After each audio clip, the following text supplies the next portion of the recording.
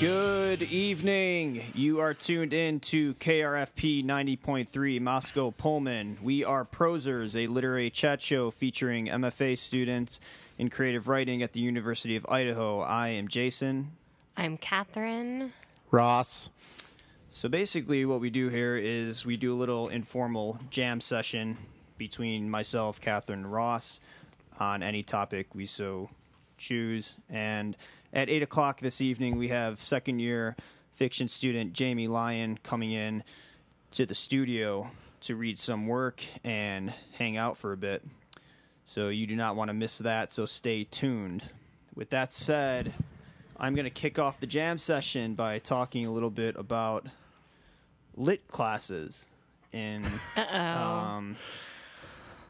school. So basically, the situation for myself is I'm in this lit class right now. It's a trauma lit class, and these lit classes are insane. Like, they give you the amount of work they make you read and the sort of material you're reading. It's all academic, and you could barely, it's so complex and convoluted. It's hard to understand, and reading the stuff is very tiring and whatnot.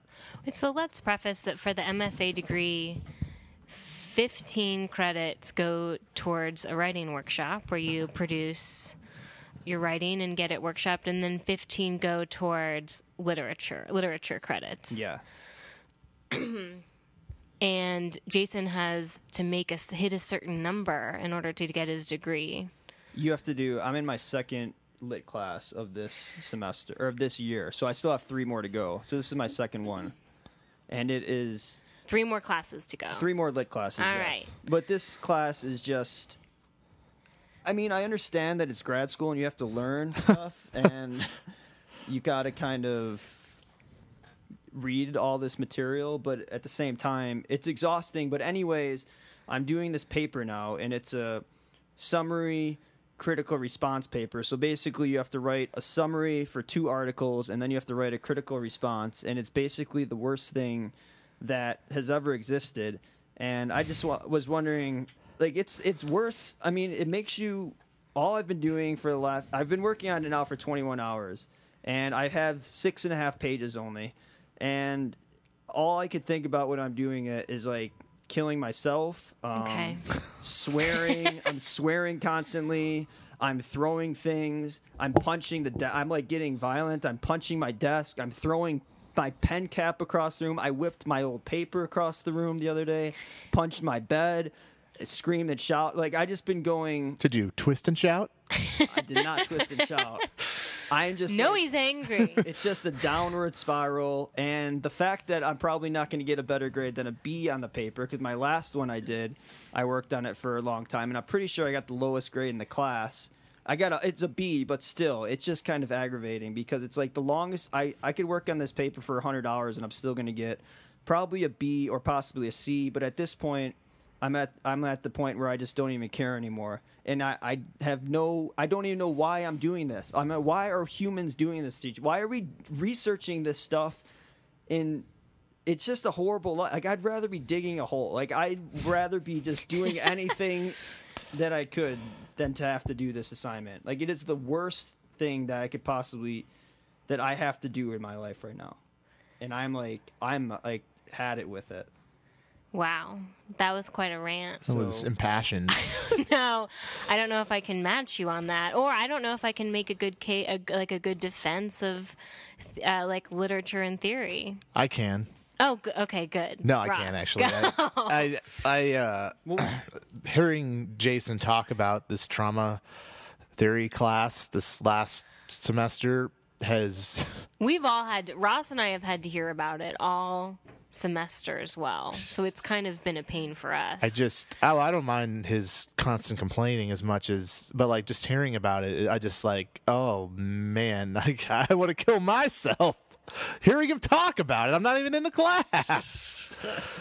So I think the thing that makes it so frustrating, it's just really dense material. It's stupid material. Did you read? Be more specific, though. Like, what? That's what he would tell me if I was in the class. It's like the teacher would stand up and say, we're going to learn a lot of stupid material. Well, I was leading a class and you basically don't lead it. You just sit up there like a puppet while the teacher just talks on, and you say a word or two. So basically, 80 pages of material that you try to get through. You can't get okay, through so any how of it. would you, Jason? Okay, how would you teach the All class? right, I'd be like, let's say it's teacher Jason. He comes into class. It's like, hey, there's a bunch of people. Here's their theories. No one. You would throw a sheet of paper at them. No one has an answer. We could sit here and talk about the argument, but like, who is this helping? Like, who is this helping besides people who like get off on like academic? It's like wait. So are you still in teacher mode? Huh? Are you in teacher mode still? No, I became a student. You did a terrible job of being resigned. teacher. You just got to get into the academic pornography mindset. Well, that's what it is. I mean, what are we like? What is the point? Like, I don't know. Like, I'm not trying to be negative. I'm trying to be positive about it and like learn.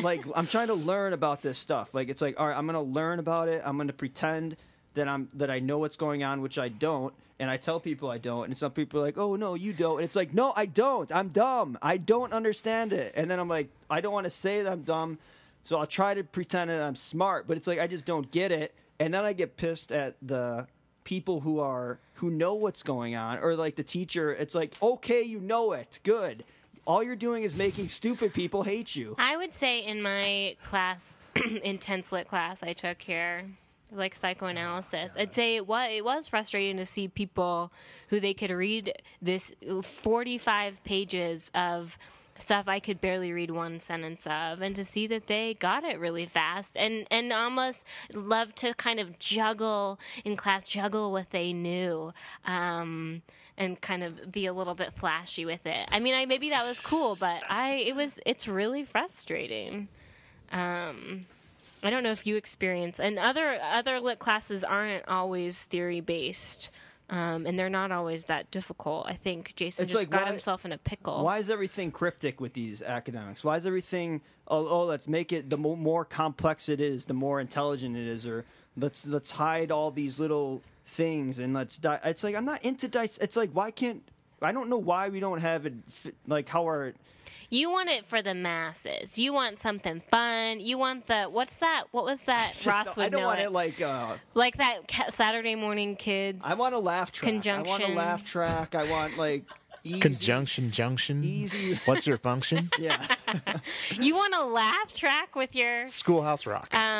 With your learning. I don't know what I want. You're like one of those people who sign up for the funny defensive driving classes. The funny defensive driving? You know, when you have to take defensive driving, you can take a funny one. What? Yes. I actually had signed up for it. This is in Texas because there's so much open space and armadillos. You can take funny defensive driving class. And when I took it, it took place at a pizza place called Mr. Gaddy's. I'm not promoting about? that. And you just sit in there, and the guy's kind of like, he has like a personality, and he gives you a hard time. And was he like King Louie in the Jungle Book? He's like a failed stand-up. So I'm the king of the funny defensive drivers, yo. Yeah. Who is this guy? And it's like, don't get yourself into trouble. It's like fairly enjoyable, though.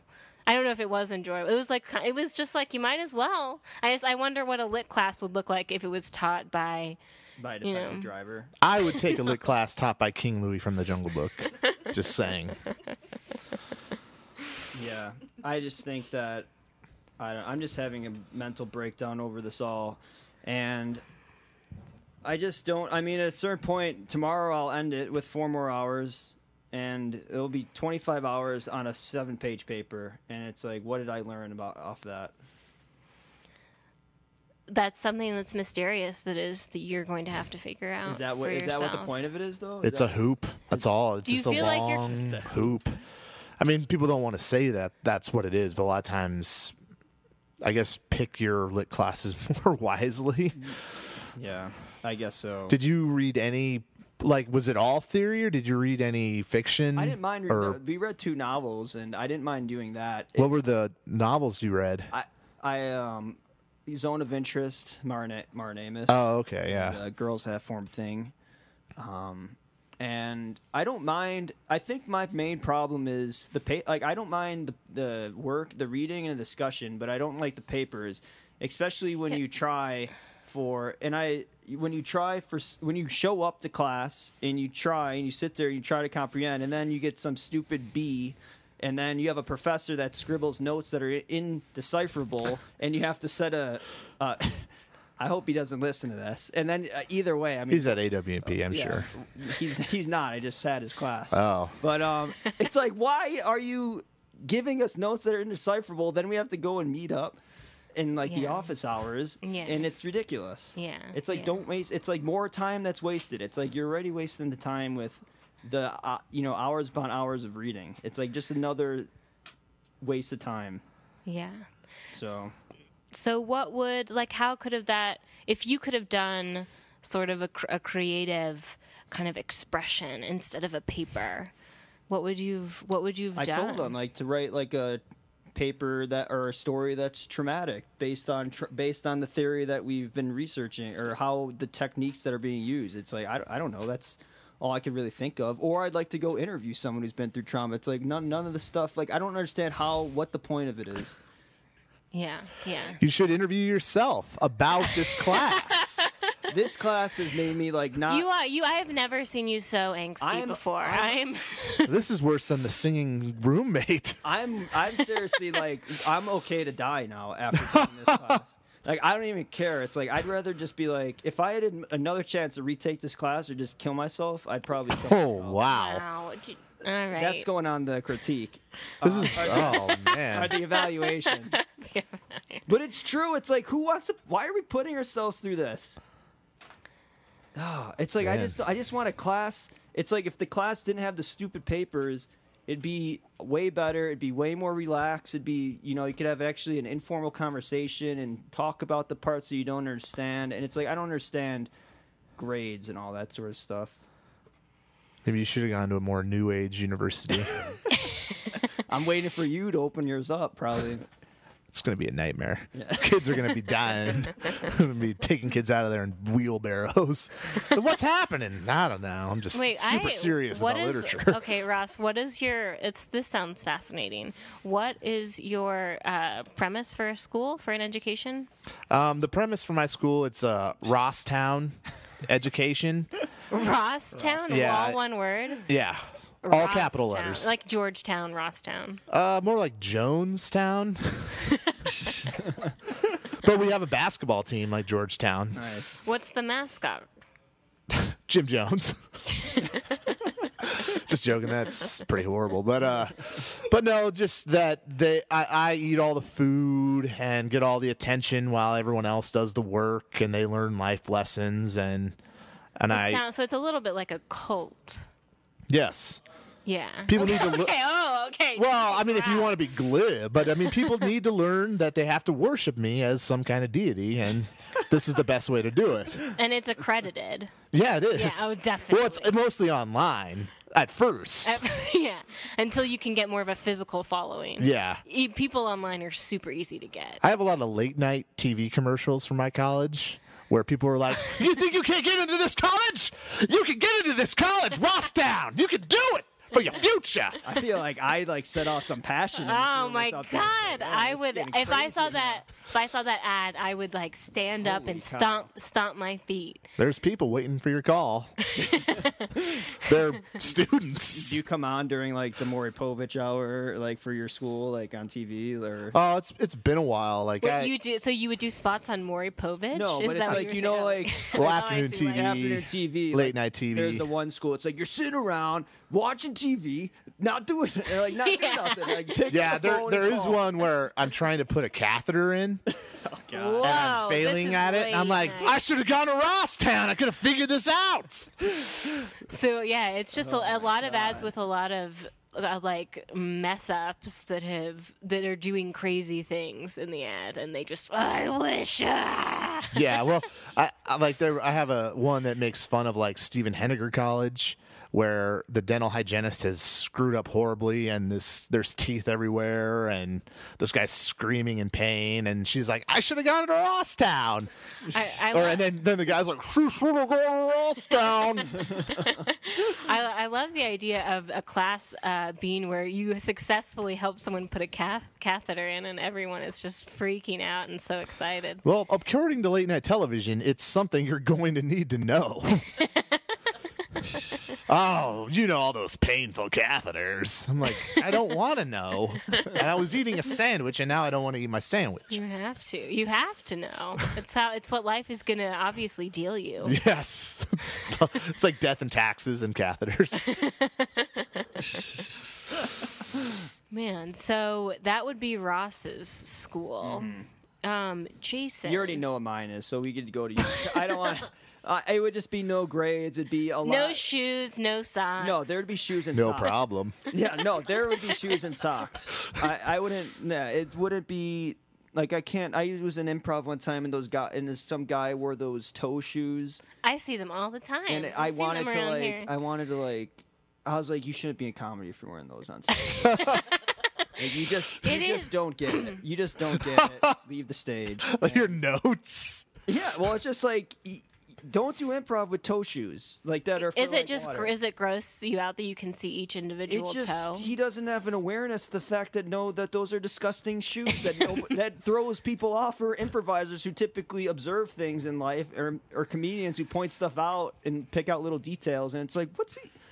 You think Seinfeld would? He'd be fired if he was like worked for Seinfeld. If he was like a great writer, he'd be like, get out of here. They'd probably do an episode about it where, like Jerry with the candy striped jackets. Yeah.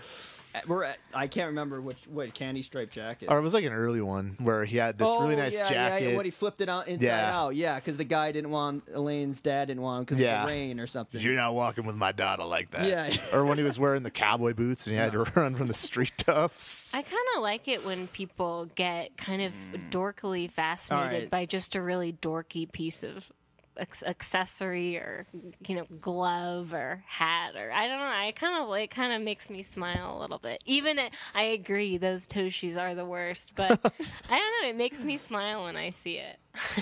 So what would your school be? Oh gosh, something very relaxed, very laid back, lots of couches. Good.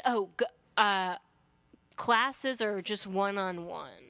Oh, that's awesome. One-on-one classes, and you're hiking or going on a walk for the person. School. When you do it. So like you and your teacher or whoever. You're always hiking or walking with the students? Yeah. Oh yeah, I think the best conversations come out when you're hiking or eating. I think those are good conversations. I guess drinking, sometimes those are good conversations. At first. Those would be short classes. I guess there would be some intense, there would be grades. And there would be one-on-one grades. Yes, absolutely. I don't buy at those places. Oh, no grades. You're just walking through a park and then you're saying there are grades? You're going to be, I don't care for your stride. And then you have to deal with your grade, and maybe I'll let them respond to it, or I don't know. Obviously, this does not sound like a school, but it sounds horrendous. It sounds like Socrates talking to the Greeks. Very Greek. I like the walking, but I'm not a fan. What are you going to grade them on? Like Ross said, the stride, or are you going to grade the conversation that they bring up? You just have this. It's very intuitive. You just have a feeling about it, and I also like that people are constantly talking about other people in like behind their back, or behind their back. So there's a lot of gossip going on. What, at your walking school? So do you get better grades if the juicier gossip you have, the better grade you get? No, that's not related to grades, but you kind of have to learn how to manage your reputation. Really? Hey, teacher, I hooked up with Demetrius. That's an A+. This is all weird fantasy stuff. It's not anything I take seriously. And what would you call this school then? Catherine's Center for improvement. And my school's a cult. Rosstown. And Jason's the University. I would just be like University of learning cool things without the pressure. Because I've been out of school, like I was, undergrad, and then I was out for a long time, and I was taking classes that didn't have grades. Like this is where my animosity, it just stresses me out. Like I can't. I'm like the guy from the Breakfast Club. What's his name? Ross knows his name. Michael. The nerd from the Breakfast Club who's gonna kill himself. Oh, the redheaded guy. He's gonna kill himself if he gets a bad grade. I was never a big John Hughes fan. All right. Ducky. That's from whatever Pretty his name is. That guy. Michael Hall? Hall, yes. Thank you. Well, one of the Brat Pack. But he's no, it was Andrew Michael Hall, wasn't it? Anthony Michael Hall. Thank you, guest. That was saved by our guest, Jamie. But yeah, it's like I just feel like it puts a lot of pressure. I don't like that pressure, and it stresses me out, and that's it. And I would teach people and to have that sort of stress-free environment. Well, Jason, I would happily go to UOLCTWP.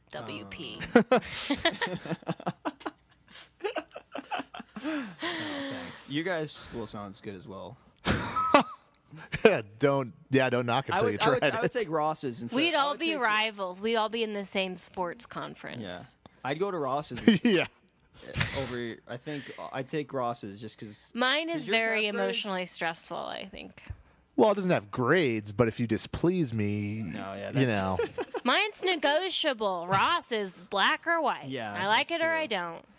And there might be, some senators come in to visit and check things out for family members. With Ross's, you just have Ross to please. With you, though, you have to kind of make yourself known within a community. Oh, yeah. And it's all about how well you do in a community. Yeah. So and how well you... Yeah. Oh, yeah. That's how I would fail. Yeah. Yours. I don't know. I actually... it's a weird community, though, so it's very subversive. So you might actually do well within it. See. So subversive that some people don't even walk. They come in those driving carts. Golf carts? Or like the cars? Like the grocery carts at grocery stores. It's like, No, none of those people are allowed at my school. That's pretty subversive, though, for walking school. But you don't like my stride teacher? Well, beep, beep, beep. Well, power's out. Got to give you a new one. If he can negotiate it, I'll let him stay. If he makes a good case. And is popular. Popularity is all that matters in your school. That's what I'm coming to figure out. So ours are very similar in that way. Yeah. But mine is a harsher popularity. Yeah, and it's more centered on on worship of me. Yeah. Would you be the dean, or would you just be like I would the just deity be and the Ross, the Ross, the Ross, the instead of principal, it'd be the Ross or Ross the First. Ross. PBS will have a Masterpiece Theater show about me called Ross Hall. What? Or Rosstown Abbey. But on that, I mean, why does that show, I know people watch that show and they really like it. Downtown Abbey. Yeah. Downtown, no. Downtown Abbey. I don't know. It's but what's going on in that show? Don't name the show Downtown if you don't want people to say downtown. It's that easy. Yeah, I agree. But what's going on in that show that it's been on for 6 seasons? It's like a game of Clue to me. It's like I just don't. I didn't come understand on, it. you I didn't guys. understand Clue when I was 5. Or 7. I didn't understand when I was 13. I don't understand it now. I don't think A few people are, yeah. There have been murders? It can be kind of it's a juicy. It's kind of a little soapy. Yeah. Oh yeah. Lots of stuff. Maybe. happens. Upstairs, downstairs. They're in the kitchen. They're in the bathroom. They're in the foyer. Okay. There's a candlestick. You guys are obviously not. There's nothing I could say. There's knife. Nothing. I don't know what it's about, Ross, either. I'm on board with you. That's why I think It's about prestige. That's what. And to end it there, I think I will prestige. It all comes back to prestige and popularity for you. That's why I will be on my knees, worshiping Ross, kissing his feet, and doing whatever he demands of me, because that's my place in this world. You will be my drug mule. So with that said, stay tuned. We have second-year fiction student Jamie Lyon coming up. You don't want to miss it. We will be back after this song. Welcome back. Our guest in the studio tonight is Jamie Lyon. Jamie is a second-year MFA candidate in fiction at the University of Idaho, hailing from Salem, Oregon. So, even though Jamie is working on a novel, she also writes poetry, does some playwriting, writes nonfiction. Jamie was in a nonfiction workshop with me last semester. And in fact, she wrote an essay about her past romantic escapades. And this is how I responded to her in a letter that I wrote her about her essay. Jamie. Every so often, a poet or fictioneer will attempt to dabble in nonfiction for a semester and produce work that is frustratingly vibrant, personality-driven, and, funnier than my own work. Your voice is so strong here, relatable, fun, whip-smart, and earthy. You'll find continued evidence of my enthusiasm scribbled on the pages of your essay. Yeses and ha-ha-ha and oh, dear gods. And some evidence of being jealous of your relationship with your boyfriend.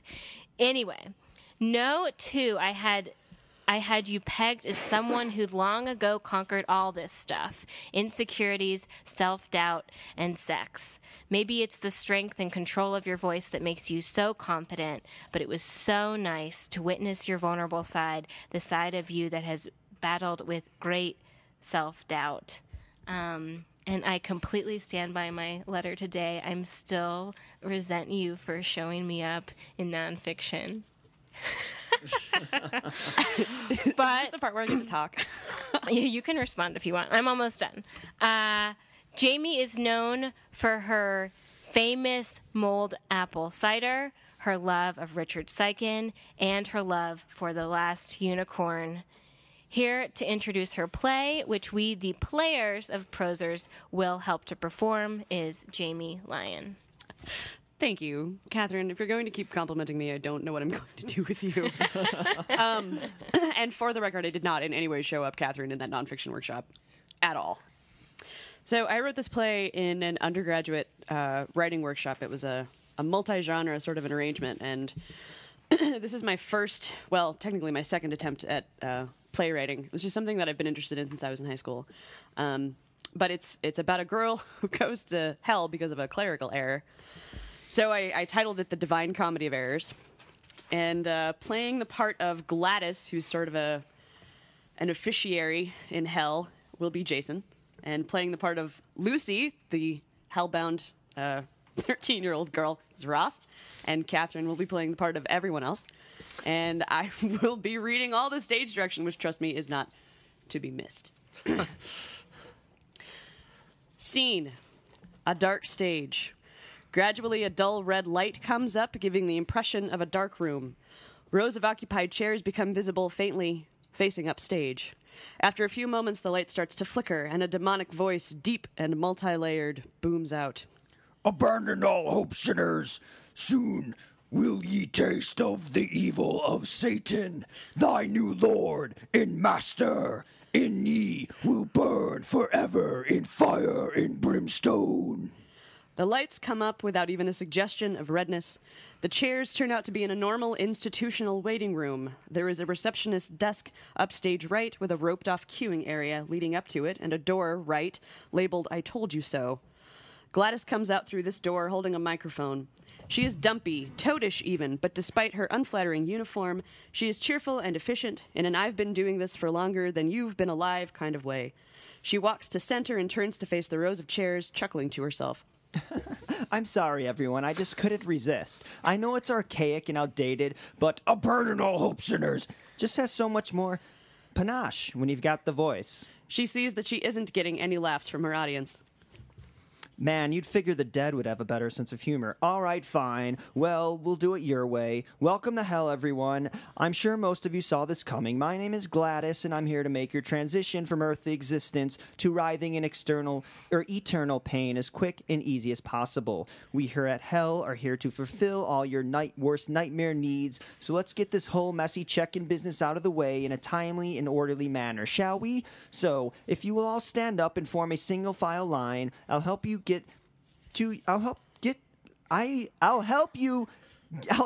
you to your final destination of unimaginable horror just as quickly as possible. No one moves. Chop chop, people. It's Friday. I'm having a rough day. Plus, my vacation starts in 3 hours, so let's get this show on the road. She grabs the arm of an elderly gentleman in the front row who is dressed in the red robes of a cardinal in the Catholic Church.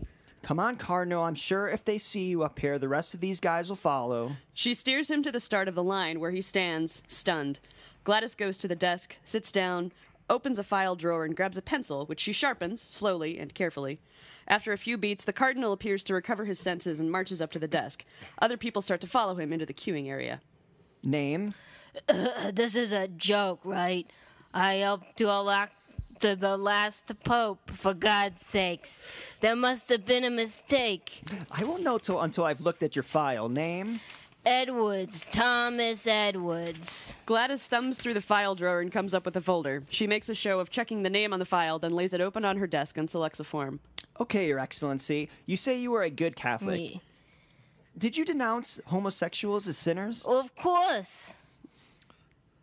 Did you condemn the use of birth control, even at the expense of thousands dying of AIDS in Uganda? Sex is for procreation, not recreation. Did you also condemn abortions, even in a case of rape or incest? Yes. You're a good Catholic, all right. If you'll just walk right through this door behind me, Your Eminence, you'll be by someone who can devise a suitably ironic punishment. But you just said I was a good Catholic. Yes, Your Eminence, but if you'll notice, I never said that made you a good person. Please proceed through the door, or I'll have to call security. Believe me, you don't want to encounter a bouncer in hell. Cardinal Edwards proceeds to the door. Just before entering, he takes off his rosary and throws it to the ground. I had sex with a prostitute when I was in the seminary, and I enjoyed it. Next. Lucy, 17, waifish and pale, obviously in shock, steps up to the desk. She looks around, then at Gladys, then at her wrists. Name? Lucy White. Gladys comes up with another file, lays it open on her desk, reads. After a second, she slams the file closed and storms over to the door, right. Jeremy, what the H-E-R-E do you think you're doing? Jeremy, a mid-level demon, pokes his head out the door, polishing his horns and straightening his tie. I love it when you talk dirty. You're fired. This is the 5th time you sent me a suicide. Clear out your locker. You're going to be shoveling sulfur in the lake of fire for the next millennium. Yeah, I've been a bad boy. Gladys slams the door in his face and goes back to his desk. Look, I'm sorry. There's been a mistake. Your final destination is somewhat north of here. Take this form, go out that door, take the 3rd elevator on your right to the 6th floor, get in the line for the green window, and give the form to Mimi. She'll help you out. Lucy shuffles off, still stunned, speechless. Next. A man in an orange prison jumpsuit saunters up to the desk. Ah, Mr. Hornsby, we've been expecting you. Has it been 6 years already? Goodness. Just through that door, Mr. Hornsby. Next. Lucy re-enters left, looking helplessly at the form in her hands. You get lost, hun? Mimi says Jeremy has to sign this form. Tell Mimi Jeremy's been demoted. Lucy exits left. Next. A woman dressed all in black shimmies up to the desk. Name? Natasha Romanoff. You've been making big trouble for Moose and Squirrel. No. Oh, we don't get many female covert ops down here. Well done. Next. Lucy re-enters left, sheepishly. Oh, now what? Mimi says that if Jeremy's been fired, then you need to fill out a 1240J in triplicate and take it to Bruce in HR before 5. She also said you need to stamp this one twice and attach it to the 1240J. She says she can't do anything until Bruce gives her the okay. Oh, for the love of Hitler. The next few moments are a frenzy of scribbling and stamping and stapling. Okay, HR is on the 7th floor. 4th door on your right. Tell Bruce from me that if he doesn't get it processed right bloody now, I'll feed him his bleeding heart. Next. Lucy exits left once again, just as an elderly woman with a swastika tattooed on her upper arm walks up to the desk. Hail Hitler. Yeah. Name. Betty Jane Swanson. Oh, I remember hearing about you. Weren't you arrested for firebombing a synagogue? Twice. Jesus was a Jew, you know. Next! Lucy re-enters, this time holding a stack of forms. Gladys sees her and puts her head in her hands. All right, people. We're going to do this extremely easy way. She takes the remaining files, stamps each in turn, and herds the last of the sinners through the door right. Have a pleasant stay. Lucy looks down at the forms, then at her wrists. Still looking down, she offers the forms to Gladys like a child. Gladys accepts them, then walks to the door R, throws the forms in, and slams the door. Sit down, honey. I'll just be a minute. She picks up a phone on the desk, dials. Brucey, it's Gladys. Look, I've got a suicide here who needs to head north. And, yes, I demoted Jeremy. This is the 5th time this has happened, and... Didn't you get the 1240J? I filled it out, and... Listen, you freeze-dried bag of donkey parts. I'm down here in the pit dealing with the scum of the earth all day, and you're up there in your cushy office with the view of the suffering multitudes, so don't tell me about procedural. That's fine, too, but remember, I'm the one who knows about your secret stash of Touched by an Angel DVDs, so if you... Excellent, that's what I wanted to hear. Okay, call me back. She hangs up. The marks are gone. Sorry? The marks. She holds up her smooth wrists. That's the last thing I remember. It was like my wrists were blooming. It was almost pretty. And then I got real sleepy. It didn't even hurt. There is an awkward pause in which both Gladys and Lucy stare at the phone. You don't have to go through all this trouble for me. I'm sure I don't deserve it. I could just... Child, if anyone else ever deserved help, it's you. Do you have any idea what goes on behind that door? Because I do, and I promise that it would make whatever life you just left seem like nothing but rainbows and kittens. Where exactly am I supposed to be going? Shangri-La, kiddo. Nirvana. Heaven. No. I'm sorry? No, I can't. Why the H-E-R-E not? Didn't you read my file? Or whatever it is you've got? Gladys blinks, retrieves the file, reads. When she's finished, she goes to sit beside Lucy. Child, that was none of your fault. I killed her. I'm pretty sure the freezing water killed her. I was supposed to be watching her. What kind of person leaves a 13-year-old to watch an old woman with dementia? Trust me, kid, that wasn't your fault. I know your mother told you it was, but she's the one who's supposed to end up here, not you. But I killed. It doesn't matter. Did you mean to do it? No. Were you happy about it? No. No, of course you weren't. But I killed me, too. Isn't that... Look here, kid. The rest of these people either directly or indirectly hurt other people. A lot of other people, badly. They took something that wasn't theirs to take. But you, all you did was bow out. That might be a little on the rude side, but it's sure as H-E-R-E not worth a ticket to damnation. The phone rings. Bruce. Oh, good. That's excellent. Thank you. Thank you very much. Oh, stop it, Bruce. You'll never get any dirt on me. I'm entirely too good at covering up my degenerate tracks. She slams the phone down. Looks like that's your cue, kiddo. You ready to leave? Do I have to? Well, nobody can force you, obviously, but I'm more than willing to smack some sense into you, you ridiculous little girl. There is a suggestion of blue light off stage behind the audience. Lucy catches sight of it, stares. Gradually, we see her face relax. She stands, teary-eyed. Is that? The distance between heaven and hell is much shorter than you think, kiddo. It's so warm. Yeah, so I hear. But I... Go already. I still got paperwork to do, and I want to be out of here by 5. Lucy walks up stage center and prepares to walk off the stage. Just before she leaves, she turns around. Can I ask you a question? If you must. Why do you stay here? I mean, couldn't you just walk right through to heaven? That's a nice thought, but no, I couldn't. How come? That door's not going to stay open forever, you know. But... God, were you always this stubborn, or did you have to take lessons? I can't go because I can't. There's not a lot of choice involved here. But you're a good... A good what? A good bureaucrat? Hell's most lovable pencil pusher? Trust me, this is where I belong. I deserve to stay, and you deserve to get your little fanny through that door before it closes. I hope you have fun on your vacation. Where are you going? Pittsburgh. Thank you. You're welcome. Lucy exits through the audience. The blueness gradually dies. Gladys turns back to her files, stamps things, staples things. After a few beats, she stands up, walks upstage center, and stares out at where the blueness was. And scene. Welcome back to Prosers. First, wanted to mention that 2 classmates of ours at the University of Idaho, Misty Ellingberg and Jordan Clapper, serve as editors of Four Winds Literary Magazine. Four Winds Literary Magazine is a journal of the arts dedicated to showcasing the indigenous voices of Canada and North America in all their forms. Because artwork cannot be confined to the page, Four Winds uses film, photographs, voice clips, and other media to tell stories, along with traditional verse, poetry, short stories, essays, and allegories. They are currently looking for submissions from Native American voices. If you identify as a First Nations person, please send your work to fourwindslitmag@gmail.com to be considered for publication. You can also look them up at fourwindslitmag.org. So we are back with Jamie after that fun little venture into HELL.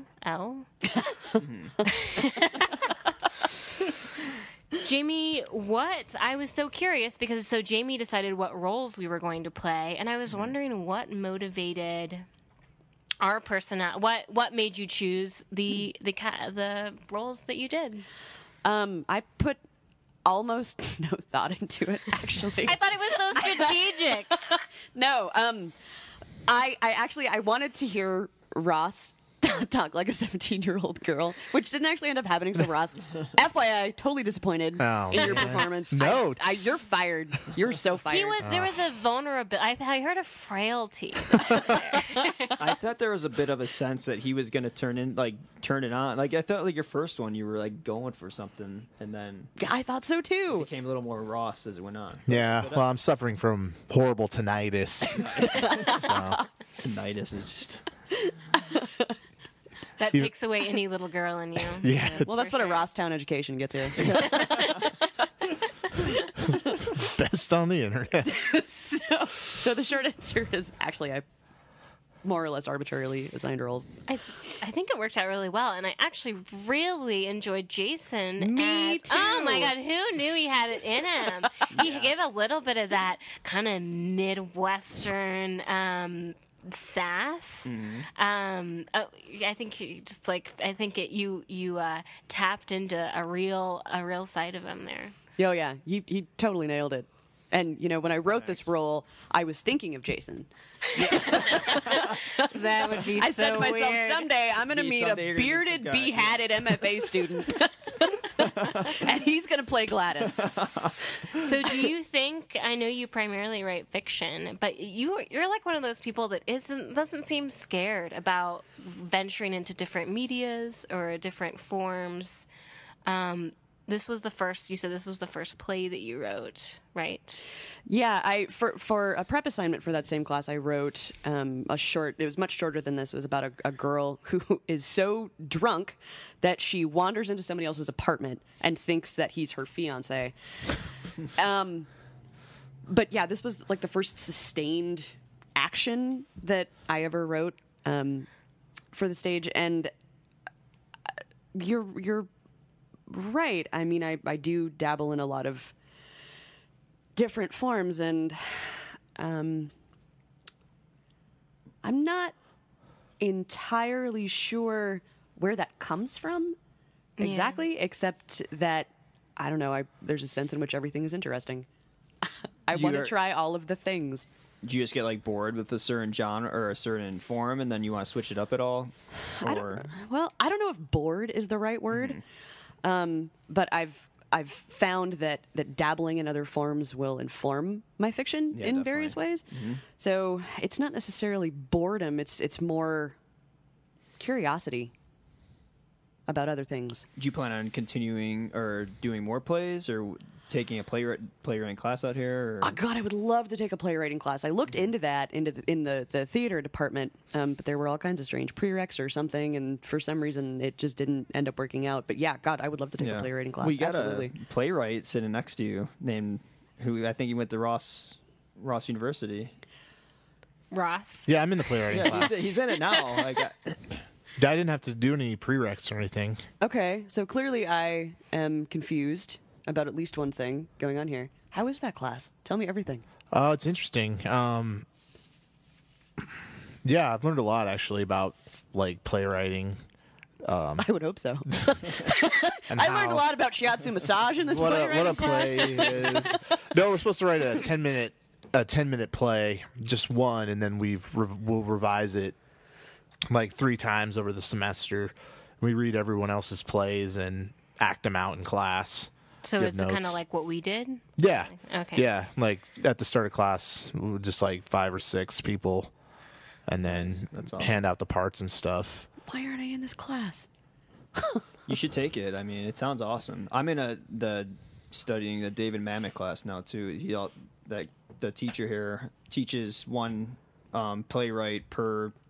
It's like 1 credit, and you just basically study a playwright, read all the plays, and just talk about it. I think you'd really like it. but- I would love that. That's Get into fantastic. it. I've never read anything by David Mamet, but seems fascinating. So I have a question about one other expressive art form that I didn't know that you dabbled in until I started asking around about you a little bit. I heard that you're a singer. When did you last sing to yourself, and do you sing to people? Do you sing to people that you love? I sang to myself yesterday while I was doing dishes. When was the last time I sang to somebody else? Oh, this is incredibly corny. But I guess I'll tell the story anyway. My boyfriend went to Mexico a few weeks ago, and last summer I went home and he stayed here, and he had written a song, and he recorded it. He and his roommate and his buddy, jammed So he's out. like a serious singer. I wouldn't say that. He's a But comfortable singer. He's a comfortable singer, and it was incredibly sweet. And he sent me a video of them, performing the song. And I'd had it in my head for a while that I might try and do that. So I sang. I totally sang "Such Great Heights" by Iron and Wine. Well, the Iron and Wine version of Yes. "Such Great Heights," I should say. Da-da-da-da-da. At my computer the day before I had eye surgery, and I sent that video to him, and I so I guess that technically was the last time I sang to somebody. Oh my God, that's great. I love to sing to myself, but I rarely sing to anybody. It's like it's too risky or something. Yes, it's incredibly risky. It's totally risky. Well, especially if you don't have a very good voice and you're doing it with a lot of sincerity. But I think that's the best. Oh man, to do it, to be completely serious and then to have I just love it. I love it. It's good. Do you consider? Are you a pretty good singer, Jamie? Or? I have absolutely no way of gauging that. All right. I have heard she is a good singer. People have told me that. I'm not going to vouch for it. I have no way of. Have you ever karaoke'd? I have karaoke. Yes, I have committed karaoke. There's like a list of like a bunch of things that I'd never ever thought I'd do, and karaoke's like 9 of them. And that has totally happened, like on more than one occasion. I have completely done karaoke. There used to be this pizza joint in Salem called Lefty's that had live band karaoke. There was this actual band. They called themselves the Flex Tones, and they had like a pretty limited list of songs that they could play, but you could pick from that and get up in That's pretty awesome. front of the whole pizza Yeah. joint Oh, I and like love have a it. real band behind Yeah, you live and band like Wow. sing stuff. Oh, that's awesome. What songs did they know? I often sang Me and Bobby McGee. Yeah. But it was, some pop songs, some old standards, I used to hang out at a lot of karaoke bars once upon a time. Not to sing karaoke, just to gaze. Or, Mostly, I sang karaoke. I sang I said that Bread song, "Baby, I'ma Want You." that was my song because I did it so terribly I also, if I was too drunk and I'm kind of depressed, I would do Rocket Man by Elton John. Oh, I would love to see that. I would pay to see that. Then a lot of shows that I would go see. Yeah, that's true. My Morning Jacket is a wonderful cover of Rocket Man. It's great. Yeah. Well, with that said, we're going to take a quick break, and we'll be back with more Jamie. Stay tuned. It's going to get really crazy from here on out. You're not going to want to miss it. Okay, for our next segment of the show, this is a sort of a game I like to call Confront Your Reputation. Edgy, it's infamous. So what will happen is I have a sheet of paper here with insights, rumors, hearsay about Jamie Lyon that I have collected. Oh, God. Jamie will read every quote, and then you will just, as we go through, you can just respond to it, say if it's true or false. Just respond at your leisure. Be truthful. Okay. Of course you will. Lie like crazy. Is that part of the rule? So, Jamie, will you please now confront your reputation? Do I get a prize? Is there something at the end that I can collect? Like a car. Depending on how truthfully we think your answer. Yeah. Okay. Decide at the end. Okay. Point number 1. She has a, quote, loud and proud, unquote, clause to her speaking voice, but only when she's certain that she's 100% correct. No, I'll do that even when I'm not sure I'm correct. I have a guess as to who said this. I have a thing about men interrupting women. What was that? Yeah. That's like perfect timing. Well, So Ross, What's it like being a man? that's sports. so. All right, Rick, you go ahead. I'm really done this time. So I have sort of a loud and proud clause that I will employ, particularly in classroom situations. Either, if I'm teaching or as a student, it doesn't really matter. So, yes, I think that is a true statement. But you said it's not. It's not only when you're 100% correct. 90 to 100%. It's pretty good. Yeah, I guess. I don't know. I feel like I suffer from not being able to speak in class unless I'm very, very certain, and that's kind of ridiculous. I think I should have gotten over that more. I should have been 50, go for it. Well, I have this idea that the point of speaking up in a classroom discussion has to do with sort of working out an idea that you're wrestling with. So you don't have to be 100% correct about what you think you're going to say.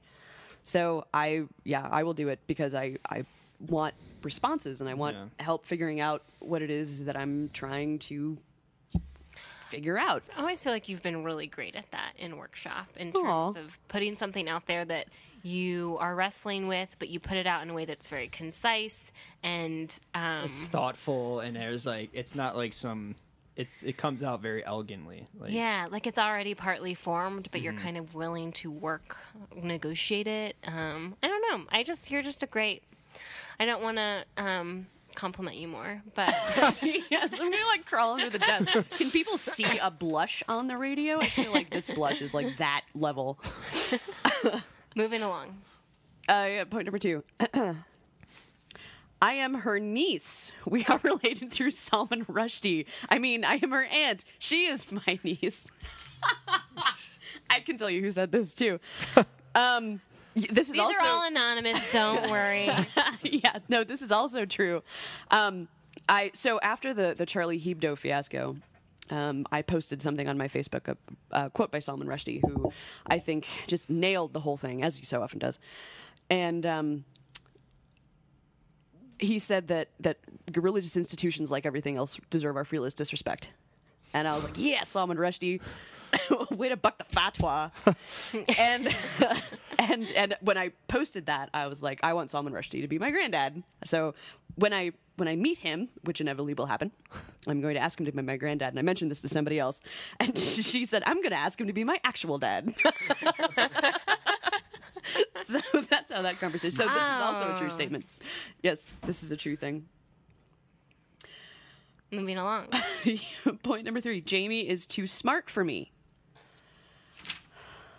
Oh, that was kind of sad. Oh, God. I don't care for academics. I love academics. These people are just too dumb. They can't hang. I don't know who would have said that. I don't want to be like too smart for the room. You know? I mean, something that I've sort of, oh God, this is getting really deep. Something that I've sort of struggled with, I guess, is like, it was never enough, like when I was in elementary school and in high school and like my early college years, it was not enough that I knew I was smart, like everybody else had to know it too. So I think it got a little obnoxious. And I've done like a lot of work on trying to rein that back. So someone's like, Jamie's too smart for me. I'm like, God, it didn't work. Dang it. I think you're really good at hanging out on different levels of intellectual engagement. You know, You're actually, lowbrow and you're highbrow. Hanging out on various levels. the best way to combat that is always be eating like Lunchables in class. So you could be that'll saying dumb like down, like huge words, just super smart stuff, but then you're like eating Lunchables, and people will be like, "She thinks she's so smart." I'm like, "But she's eating Lunchables. She can't be that smart." I'm totally gonna try that. Especially get the pizza one, and you'll be doing the sauce, and you'll be putting on the pepperonis. With the sprinkling, like the 3 strands of mozzarella cheese. Yeah. Go with that. Yeah. Yes, that's a fantastic suggestion. I'm totally gonna do that. Oh, point number 4 is like highlighted somehow. She has an uncanny memory for poetry, which seriously damages her proser street cred. Okay, yes, that's also true. So when I first started writing, I wrote poetry. I have an aunt who's a poet, and after my grandmother died, she wrote a poem that made my mother cry. And I was like, yeah, okay, that's like the secret of the universe. That's what I'm going to do. And so Wow. I started writing as a poet, and I read poetry. I teased on, Edgar Allan Poe and Emily Dickinson and Robert Frost and, some of the heavies. And I've always sort of had this uncanny memory for everything. It's not just poetry, but I will, even when drunk, or perhaps especially when drunk, just sort of recite poetry because I don't know. Catherine and I have had conversations about this, about how you need the words of other writers. Oh, yeah, absolutely. I'm such a little stealer. Well, but I think it's totally true. I mean, there's a way that their words somehow entering the world through you is important. And I can't tell you exactly why, but Yeah, I yeah. will memorize poems for no reason at all, other No, than I just to wish- have them in my head. Yeah, I wish I had that. I don't memorize them and take them with me. I mean, they sit within me in a way, but I wish I could. I need to do that more. Just have them ready to go. Could you give us a line of something right now? Not to put you on the spot. Now as I was young and easy under the apple boughs about the lilting house, and happy as the heart was long, the night above the dingle starry, time let me hail and climb, golden in the heydays of his eyes. And honored among wagons I was prince of the apple towns, and once below a time I lordly had the trees and leaves trail with daisies and barley down the rivers of the windfall light. Wow.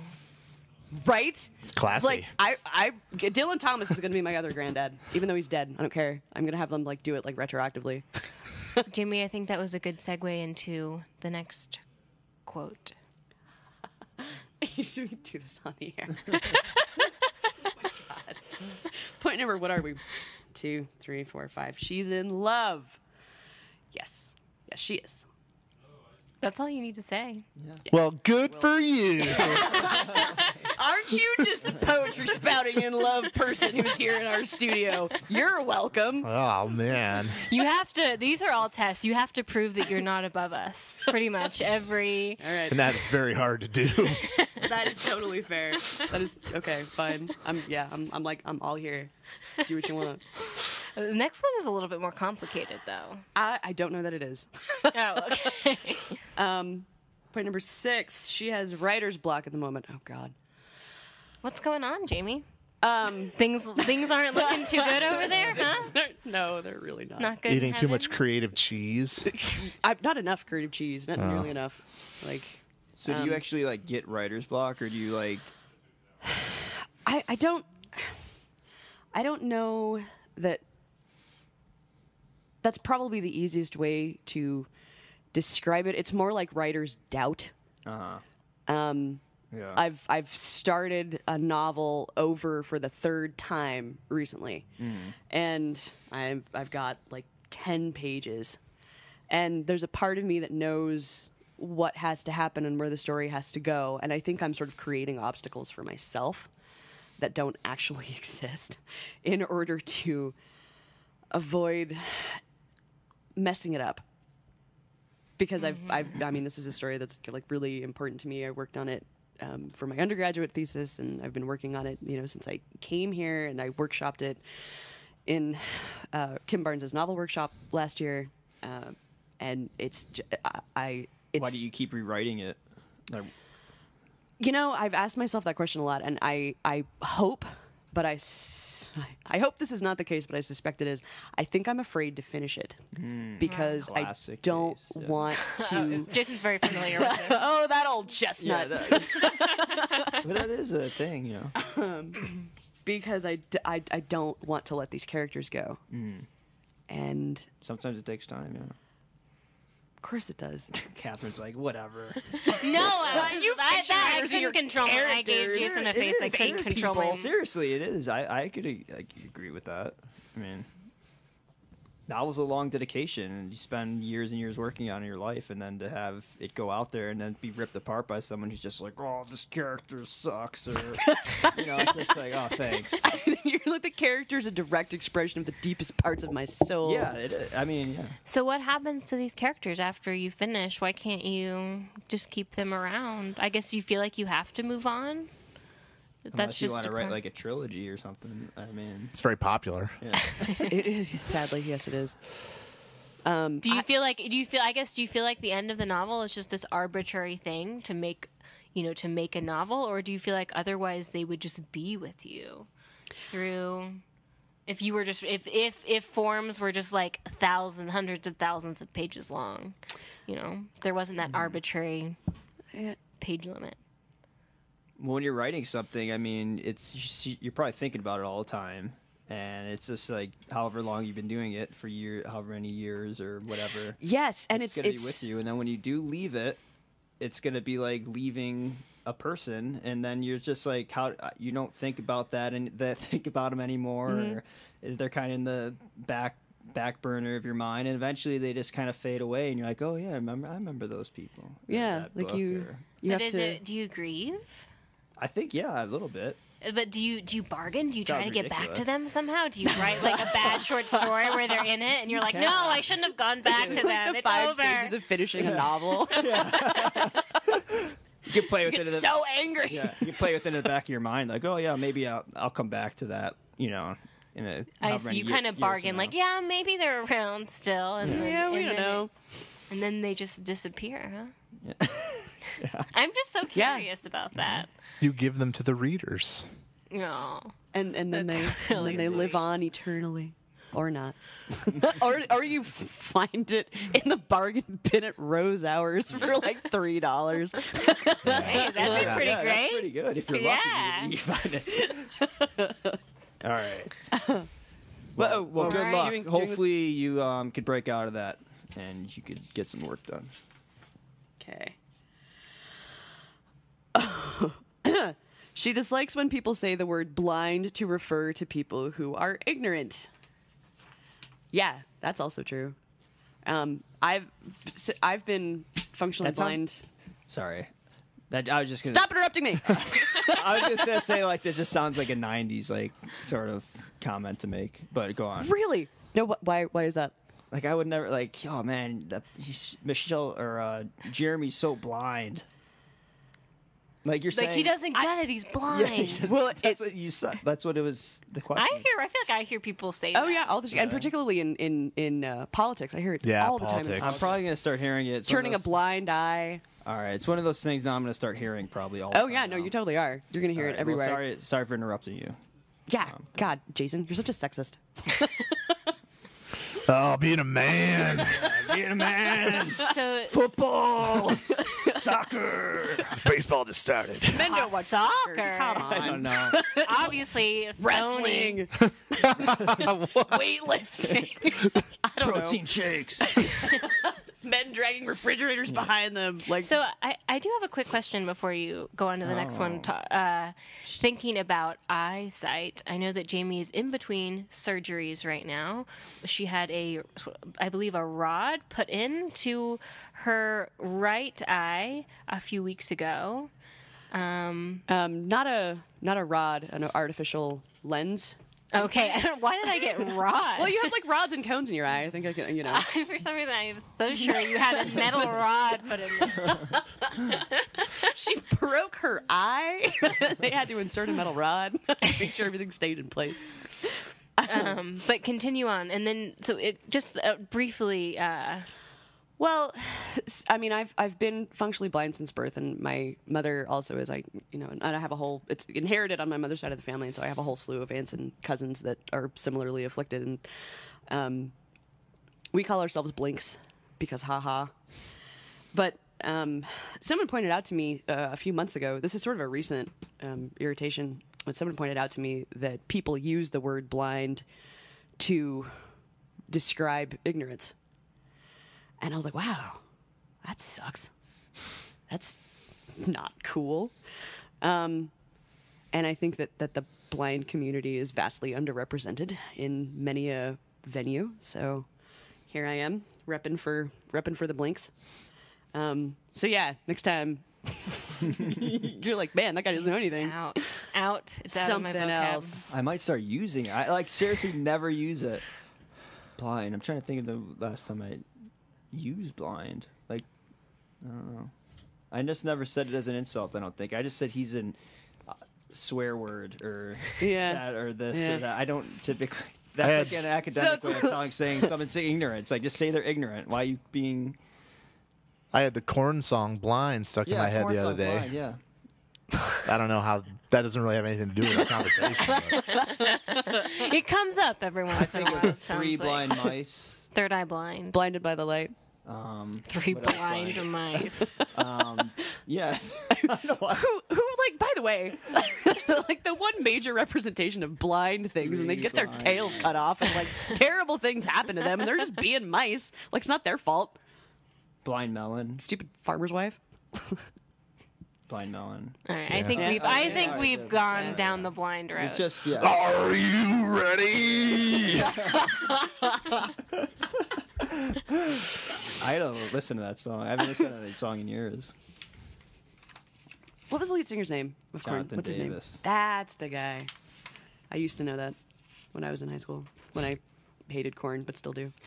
Wait, actually, real fast. So, can you see very differently on your right side now? It's Oh, still oh, kind of yeah. blurry. And you said something about the world will be less sort of contorted, or I don't know if you said contorted, but it will have less of an angle, or Yeah, so people in Radio Land can't see my lenses, but they're they're seriously concave. Yeah, right. Like there's a severe concavity going on here, and it's pronounced. And so that means that there's distortion at the end, at the edge of the lens. It's kind of, Right. I mean, it's like a giant magnifying glass, basically, that I'm wearing on my face. And so there's distortion at the edges of the lens, like naturally. There's nothing they can do about it. So, and my terrible peripheral vision because of that too. So yeah, eye surgery number 2 is next week, and once once that happens and I don't have to wear these lenses anymore, then there's not going to be distortion at the edge of my vision, and I'm just like, The life world is just will be different. Yeah, it's just going to be like a Totally sheet different. cake of hope and victory. Like, Awesome. that's How does your right eye look then now? Is it 'cause My- her right lens is like a normal person lens, and then her left lens is has the curvature that she was talking about. So is your right eye? Can you see just as? Can you so like? no. So my right eye's always been weaker than my left eye. All right. So I'm accustomed to the right eye not seeing as well, and it never. I mean, the surgery's not going to do anything for that, unfortunately. Like uncorrected vision in my right eye right now is 20/80, and the corrected vision in my left eye is like 20/40. All right. So it's always been significantly better. So I'm sort of accustomed to this kind of an All right, arrangement. all right. But the weird thing is that like the correction for my right eye is coming from the inside, and the correction for my left eye is coming from the outside. So my brain for like the Yeah. first week was just like, what, where, what are we doing here? When did this happen? And it's kind of settled down because the first surgery was like 3 weeks ago. But I'm looking forward to like the So after this next surgery, that's where you're going to notice the big difference. yeah, yep. All right. Yeah, Awesome. precisely. Yeah. But it's not that I haven't noticed a big difference either. I mean, it's like I can, I can wake up and, close one eye and I'm like, hey, I can read my alarm clock. That's a thing that people do. That's normal. So I got that, which is awesome. Well, that's awesome. It's good. Glad that you finally, because I remember you saying in class, I was like eavesdropping or listening into the conversation that you were looking for years and years, and Yeah, like people 20 kept years. saying that it was like no hope, and you finally got it. So that's awesome. Yeah, man. And I went in for a consultation with the surgeon, in February, like at the end of February. And he, peered at the back of my eyeballs as they so often do. He was like, wow, this is really interesting. And he was like, I think you're going to be a good candidate for this. I bawled all over him. I completely lost it. Like, yes, life is great. Wow. So it's going to be a major transformation. It's going to make me, like life altering. Like Yeah, that sounds definitely. hyperbolic, but it's totally not. Yeah. Sweet. Oh yeah, it's the sweetest thing that has ever happened to me, So, ever. That's awesome. So we're getting down to our last few minutes here. Why don't you just skip to the end here? You have to read it out loud before you respond to it, Jamie. I'm sorry. Wow. Okay, this last one says she likes to buck. Buck. Buck is in quotes. Do I have to tell the story? Yes. Okay. You would make my night Oh if you my told the God. story. You can tell the very abridged version of it. The very abridged. Okay, so I wrote that essay that Catherine About her past sexual escapades. So Catherine was referencing the last line of the essay that I wrote about having sex with my boyfriend for the first time. And the last line was, I placed my hands on the backs of his hips and bucked. And Everybody loved that they were word. like, buck, yes, that's the Yes, perfect that's where you have word. to end it. And everyone remembered so it. they were, so that image was very resonant, apparently. You So- were never getting rid of. You were never going to divorce yourself from that word Did for you the rest use of it your as life. is that a phrase, or did you just put it like as a unique word to kind of make people memorize the? Well, I mean, I wrote it because that's what I did. I mean, that was like the action that I made. Oh, But it sounds a lot like another word. I feel like we're on the fringe with the FCC. Yeah, right I now. know. So They're standing outside waving their finger at us. They're like they're gonna like I wasn't heave thinking- me out of like they're chase me getting out of ready the to studio. bust in. But that was there was a deliberate decision that I made as a writer to use a word Yeah. that I thought was appropriate to the situation. And I will. I was going to say I'll just really quickly read the final because so Jamie doesn't get self-conscious. The final rumor or insight is, and I think it's very true, she wields her impressive vocabulary like a superhero, stopping for no one but the needy. Her wit is sharp enough to cut down evildoers, but her compassion always gets the best of her. Man, that's Couldn't have put it better myself. that's bucking awesome. Oh. Oh, man. Well, with that said, thank you for being on the show, Jamie. Thanks for And having me. I had a it's been a blast. blast. Thanks, Jamie. You were great, Jamie. And I wanted to give a shout out to my brother, my mom, and my niece, Alexa. They all had birthdays. this month, and my niece is just turned 1. Happy birthday. Oh, Oh, that's sweet. You ruined it. he was having a moment.